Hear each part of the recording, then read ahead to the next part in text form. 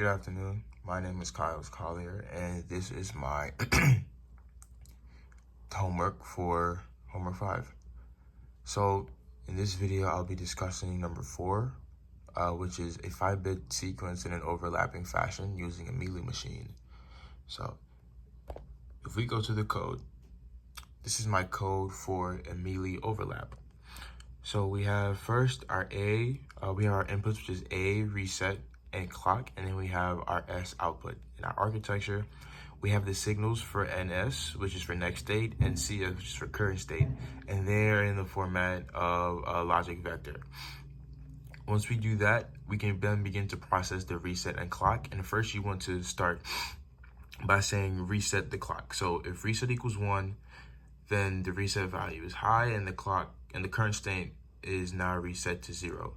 Now, then you say else if the clock has an event and, it has the rising edge, so the clock is 1, then the current state is equal to the next state. Now, after you process CS and A, which are your two, CS for your signals and A for your input, you can now start explaining your finite state machine. So for this one, you have to get a value of 11011 because it is a 5-bit. So essentially, S equals 0. So when the output is 0 and A is 0, then the next state is equal to 0. Else you get a 1, the next state is equal to state 1, and so on and so forth. You get, when it's in state 1, the output is 0. If you get an input of 0, then the next state is, you go back to state 0, and then the next state would be state 2. Now, when you run this test bench, this test bench essentially uses the components from the Mealy overlap in order to be able to test out the values to see if your next state will be moved on to or not. Now, if we simulate,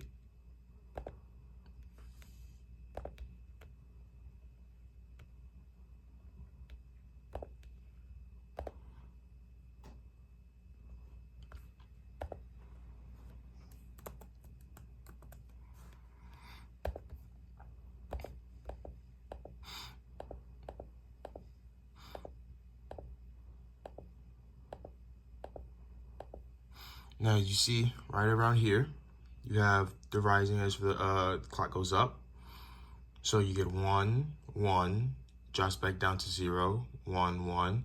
And so my rising for my S output was true.